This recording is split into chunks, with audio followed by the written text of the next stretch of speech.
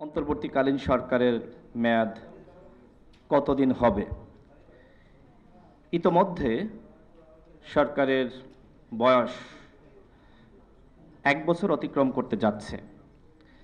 যদি আমরা সরকারের 1 বছরের খতিয়ান বিশ্লেষণ করি, সেক্ষেত্রে আমার মনে হয় সরকারের সফলতা 100-র মধ্যে 10 মার্কিং করা যায়।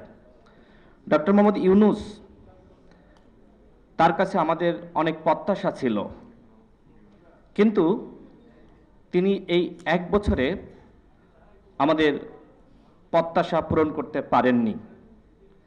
আমরা আজ থেকে 1 মাস আগেও ডক্টর মোহাম্মদ ইউনূসের কোনো সমালোচনা করিনি, কারণ বিভিন্ন জন বলতো যে তার সমালোচনা করলে যদি তিনি পদত্যাগ করেন, সেক্ষেত্রে দেশের নির্বাচন, সংস্কার, বিচার এই ক্ষেত্রে অনিশ্চয়তা তৈরি হবে, যে কারণে আমরা সবসময় তাকে ব্ল্যাঙ্ক চেক দিয়েছি। কিন্তু এর ফলাফল আসলে কি হলো?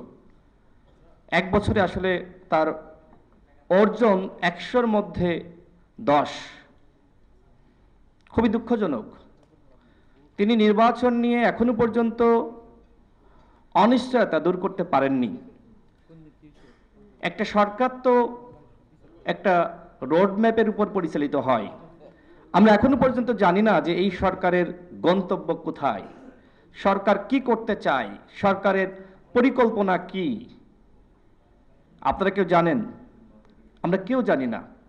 কিন্তু এই বিষয়গুলো নিয়ে যখন আমরা প্রশ্ন তুলি, তখন একটা গোষ্ঠী বা একটা পক্ষ সরকারের পাশে দাঁড়িয়ে যায় যে এরা হলো দালাল, এরা হলো জুলাই গাদ্দার।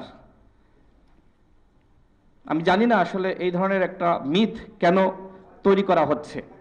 আমার কাছে যেটি মনে হয়, যারা সরকারের সুবিধাভোগী তারা মনে করছে যে এই সরকার যতদিন থাকবে আমি আমার সুবিধা বেশি আদায় করতে পারবো।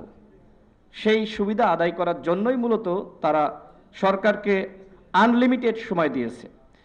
আমরা এইখানে স্লাইডে দেখলাম যে 26টি দেশে, মোটামুটি 6টা দেশ বাদে সব দেশেই 1.5 বছর বা কোনো দেশে 2 বছর, এর মধ্যে অন্তর্বর্তীকালীন সরকার তারা নির্বাচন দিয়েছে। কোনো কোনো দেশে আবার 3 মাস 1 মাসের মধ্যে। যদি সরকার গঠনের সময় রাজনৈতিক দলগুলো আলোচনার ভিত্তিতে মেয়াদটা ঠিক করত, তাহলে এই জটিলতা তৈরি হতো না। তার মানে আমরাও ভুল করেছি। আমরা ডক্টর ইউনূসের উপর পুরোপুরি বিশ্বাস করে ভুল করেছি।